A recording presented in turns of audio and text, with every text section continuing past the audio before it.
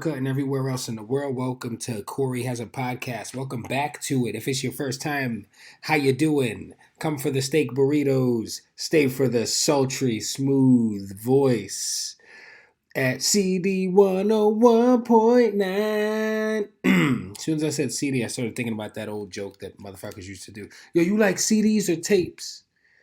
And you really couldn't win. The best thing to do is not answer that question. I'm going to just say right now, and if anybody's listening out there, they're familiar with this. If you said CDs, the person who asked you would go, CDs nuts in your mouth.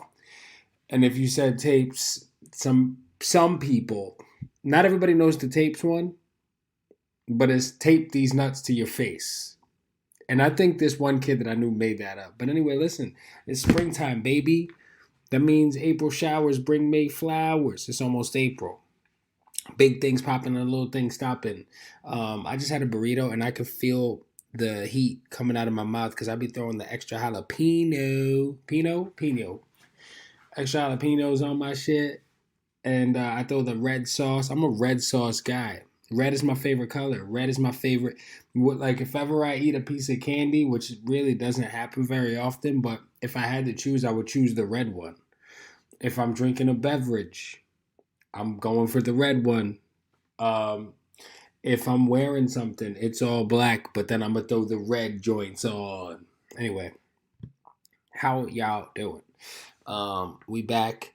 It's getting warm. It's nice. Con Edison bill's about to creep back up because you're going to throw the AC on. Otherwise, what? You're going to sleep in a puddle of your own sweat? That's gross.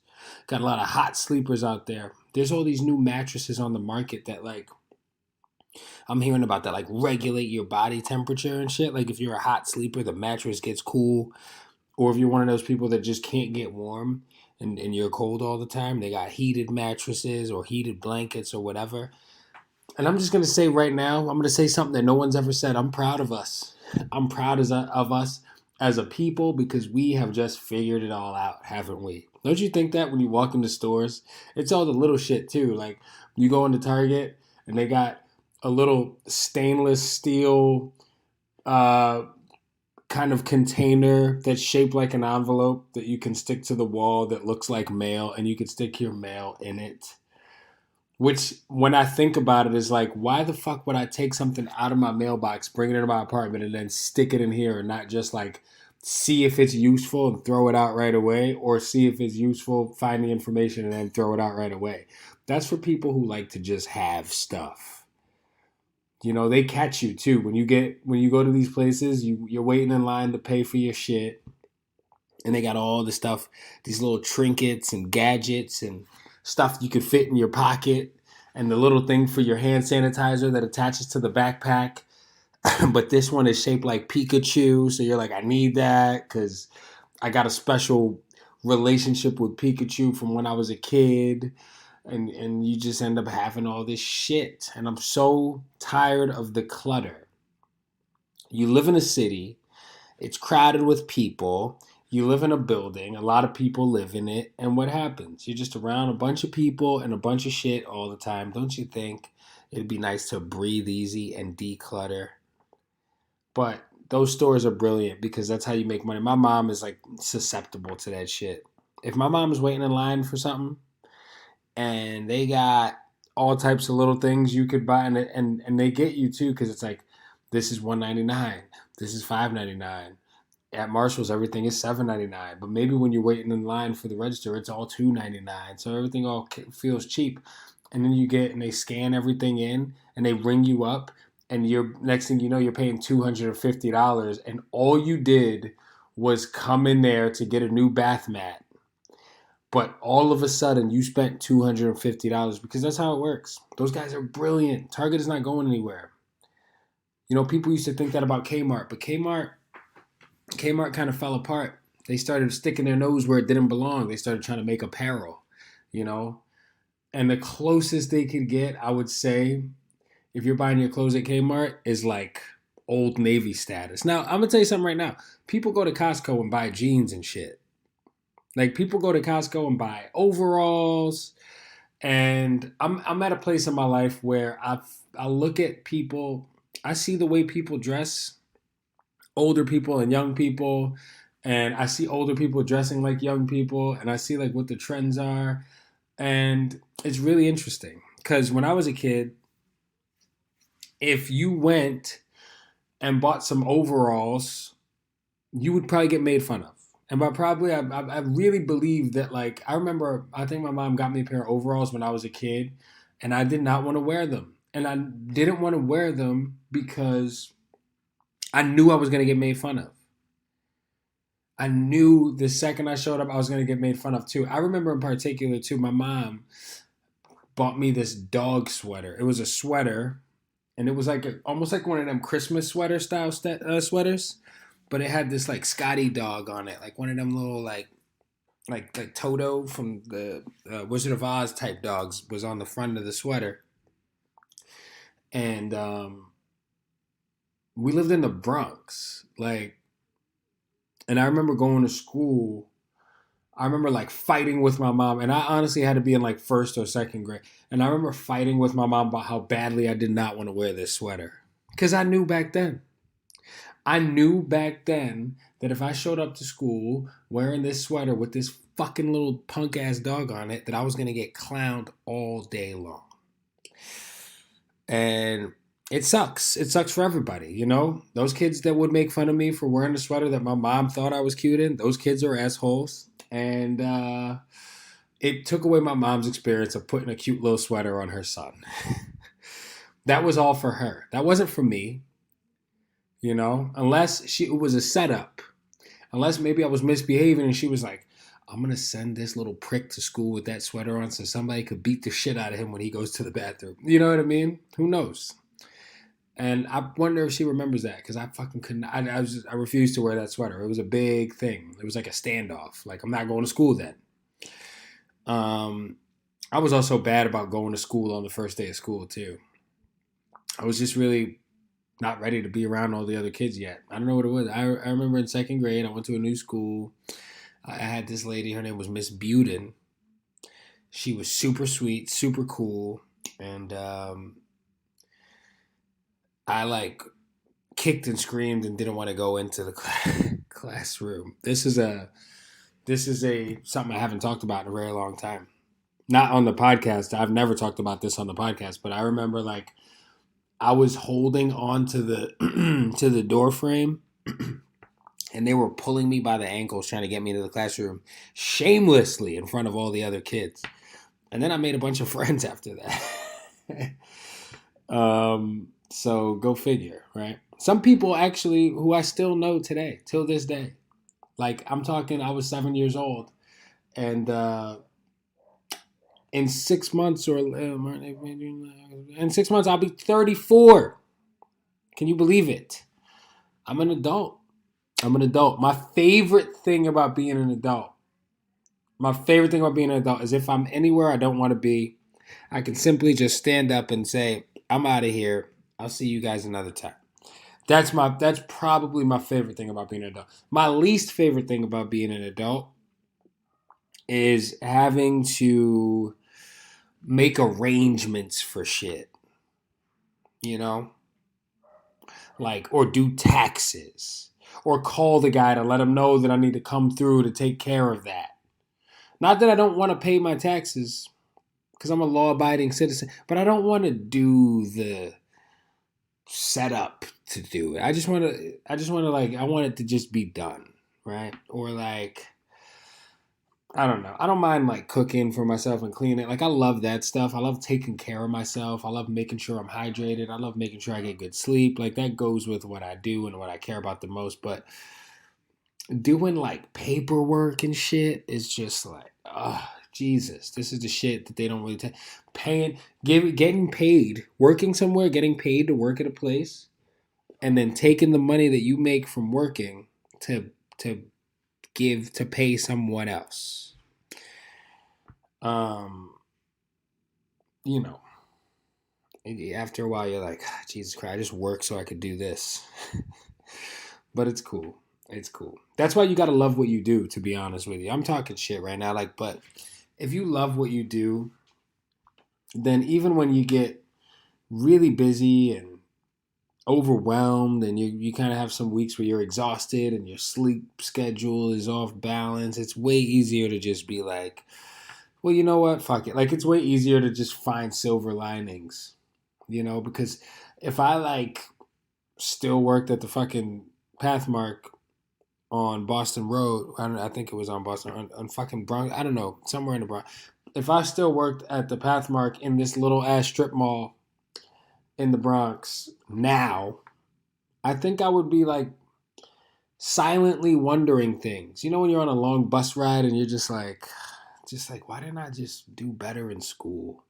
Why didn't I try a little bit harder? Or is this just what I'm destined to do for the rest of my life? So like, if you can avoid feeling like that, then and you don't feel like that, I think you're doing pretty well. The thing about it is though, if you do feel like that, depending on where you are, you may not be trapped. There may be time. Some people, you might be trapped. Okay, I don't make the rules, but sometimes we're just too deep to some of this shit. But anyway, again, I do not make the rules. Do not come for me. But yeah, my mom wanted me to wear that dog sweater, and to tell you the truth, I knew where I was. I knew the type of animals I was fucking going to school with. And I was like, I am not going to school in this please whoop my ass sweater. Absolutely not. And my mom did not understand why. So I think next time I talk to her, I have to bring this up. Because there's some things that you just can't undo if you do them in front of your whole school. And when you're a kid, kids don't forget shit. I remember this one kid. I'm not going to say his whole name, but there was a kid. I don't know if I could say his name. So I'm going to call him Owen. I'm going to call him Owen. Okay? There's a kid named Owen. And we were sitting down at the lunch table, and he was wearing sweatpants, and he shit on himself in the cafeteria. And the way the cafeteria was set up, we were like, all right, you walk in to a large room with like classic school lunch tables, like the long ones, right? Like picnic table style tables. And all the tables are lined up like kind of like yoga mats, just all the way across this really long room. Like you can land a fucking airplane in this room. Just imagine, right? And our table was all the way on the far left corner, and the walk across and down to the entryway was maybe like 6 to 8 tables full of other kids. He shit himself. He immediately started crying. He stood up. He had a fucking pant load. It was coming down onto his sneaker. It smelled awful. And he was walking across the cafeteria and crying as he walked to the door. And it was at that moment that he knew his life was over. You got to transfer schools after that. He might be the boldest person I've ever met in my life because he never transferred. He came back to school and everybody remembered. And it was almost to a point where like you just didn't bring it up. But you know that he like if you were describing him to someone else, you'd be like, yeah, the one who shit on himself in the gas. Yeah. You know.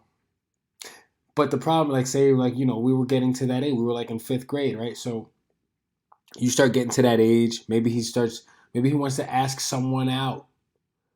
Maybe he wants to you're not really, you don't have a real boyfriend or girlfriend when you're fucking 10 years old. But, it was the era where you wrote, do you want to be my girlfriend? Yes or no? And you just got to circle the answer on a piece of paper. And most of the time it was a no.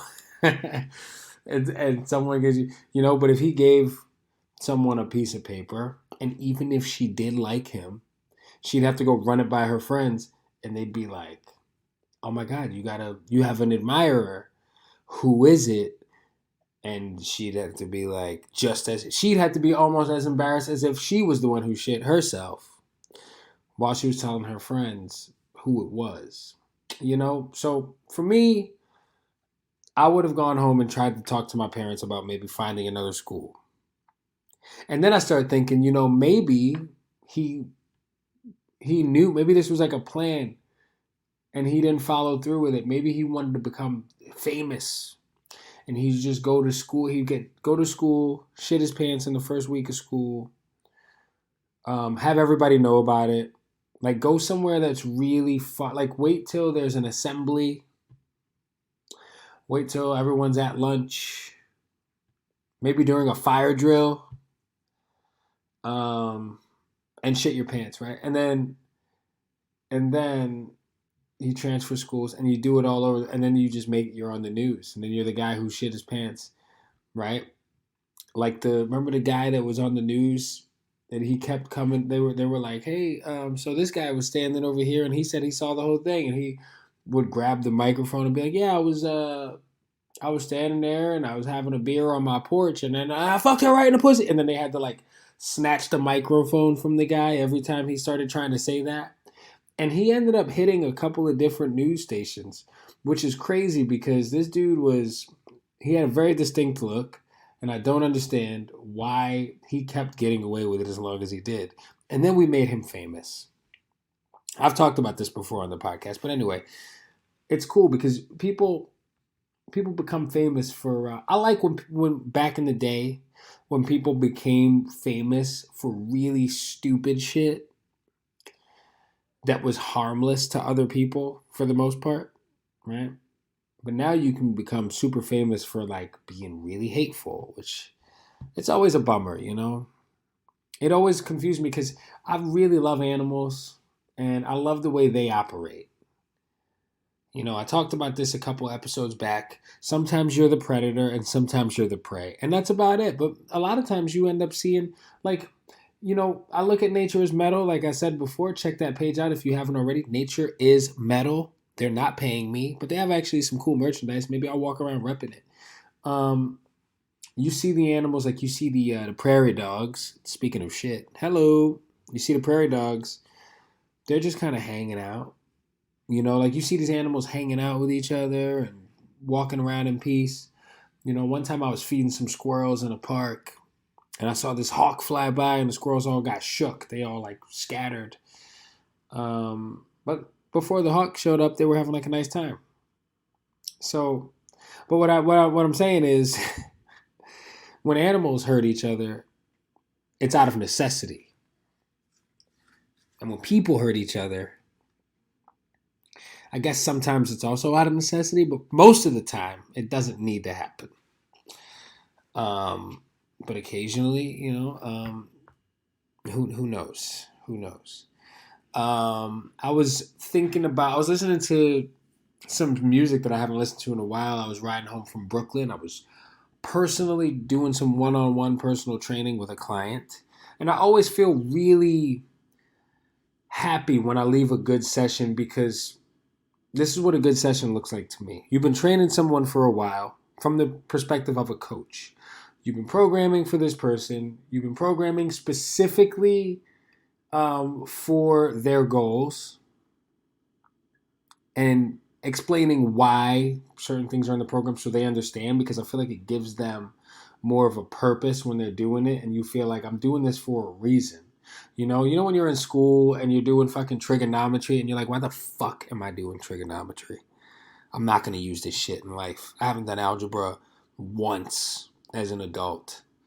But, you got to do it anyway, I suppose. So when I'm in, and in school, they don't make you, you just got to understand it enough to pass the test while you're in school, right?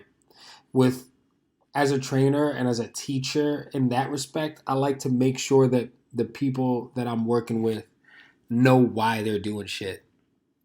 Because I hate that do as I say and shut the fuck up attitude that the grown-ups and the generation that I was raised in tend to have. So, just shut the fuck up because you're a kid and just do what I say. Like, I hate that. So I think to some degree it's important to have a little bit of that, but I don't always agree with that. Balance is everything, right? But yeah, so I leave a successful session. I'm teaching someone, I'm helping them improve, I'm helping them feel good and successful. I'm setting them up really well. And I was just riding home listening to some music, and I was just thinking about building, like, how long it takes to get where you want to go and to reach your goals. You know, whether it's like for your career, financially, if you have goals, fitness goals, or anything like that, right? Like the tough times that you have to endure end up being so worth it if you stick it out. You know, you think, and I don't know about you listen I don't know about you listener, but like when I'm going through some tough shit, whether it's in the middle of a workout, whether it's just trials and tribulation of life, when I'm in the middle of it, I'm sometimes really good about being like, you know what, this is gonna pass, and sometimes I'm not. Like we're all there, but when it passes, you feel a little stronger. You feel like you're standing upright. You're breathing better. You're sleeping better. The stress starts to fade away, and you're like, yes, I survived another one, DJ Khaled, and it's just dope. So I think what I do for a living is so, like, I feel dignified because I get to help people to understand finding ways to get to that place mentally where not every hard time is the end. It's like, no, this hard time sucks and I'm not going to ever lie to you. Like, it fucking sucks. But I was listening to Steve O's podcast. Well, I've been listening to a lot of podcasts actually. I've been listening to Dak Shepard, Armchair Expert. Amazing. You should check that out. They just did an episode about divorce that was really good. They just had Kurtwood Smith on, turning 80 years old, the father from that 70s show. Incredible. Really good episode. They talk about birds in the beginning, which I like. Speaking of birds, I saw a red cardinal the other day. Did you know that red cardinals are males and the females are brown? And they use their red feathers to attract a mate? Anyway, yeah, I've been listening to a lot of podcasts, but fuck, now I lost what I was going to say. Um, Listening to podcasts, Dak Shepard, Armchair Expert. I was listening to Marlon Wayans and I felt really inspired and listening to him on Big Boy about his new comedy special. And I just felt super inspired by it and just like the way he was talking about like growing and giving back to the community and making his family proud. And, you know, like that family is just legendary, the Wayans, you know, like I grew up with them and I'm sure a lot of you did. And, it's just really cool. Like I think there's always gonna be adversity, but that's how you get stronger, right? Muscles get torn apart so they can grow. And what I'm saying is that's what's gonna happen to you in life if you just are able to grind. Grind. I try to really help people to understand that shit. Like sometimes like I could have 300 plus pounds on my back and I'm going for a bunch of reps on some squats and I'll get to a place where like I can actively feel myself grinding so hard to stand back up.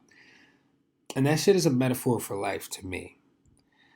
And whatever you need, that's a metaphor. If you're a painter and you're trying to get through something, or you're a writer and you got writer's block and you're stumped, like be patient with yourself. Give yourself some fucking grace. This always get it. I always end up here, right? Like, yeah, be kind and it sounds kind of like I'm doing motivational quotes or something, but yeah, man, just fucking grind it out. Grind it out. It's gonna be worth it in the end. You know, I also think of this. I feel like it's out of context. Like, you know, when someone posts an Instagram post or some shit, and then the caption is like lyrics to a song, and if people don't know that song, it ends up sounding kind of dumb, right? There's just, I think of this all the time, and when I'm like grinding and working hard, and I'm so fucking tired, but I'm like, I know this is all gonna be worth it because I'm very optimistic, but I'm like, there's this Big Sean line where he says, "I knew the world was for the taking and winning take long." So I break it down, right? Like there's so much opportunity out there to be successful, but winning takes long. And this is where I come back to Steve-O on his podcast. He was talking about skateboarding. And skateboarding is something that was a huge part of my life as a teenager. I actually am looking at my skateboard right now that I still have. I actually got this skateboard in Ocean City, Maryland, I believe. At a skate shop right there on the beach. It was pretty sweet. And I begged my mom to buy it for me. I didn't have a job. I was like 16 at the time. Or I did have a job, actually. I've been working since I was 14. I think I just wanted my mom to buy it. I don't want to spend my money and spend your money. Yeah, and it's still sitting right here. My mama bought it for me. But yeah, Steve-O said skateboarding like weeds out the wussies.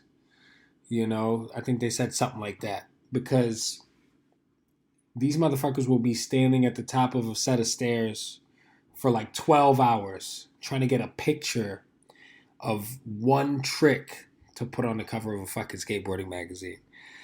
And the amount of like mental strength it takes to keep failing for hours over and over again and falling on the fucking ground, you know, seeing somebody skateboard or playing a fucking video game is one thing, but like actually hitting the pavement, and that's what I think too. That's what I think. Oh, he's gonna say it. That's what I think about CrossFit. You know, watching motherfuckers do stuff that's amazing and seeing them do all these skills is one thing. Going and actually trying to do it yourself, that's a totally different feeling. And I encourage anybody, like, if you aspire to do anything, go out and feel it. Feel what that shit feels like. And feel how difficult it is. How bad do you want it?